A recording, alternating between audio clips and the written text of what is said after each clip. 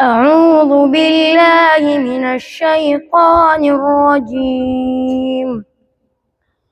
بسم الله الرحمن الرحيم.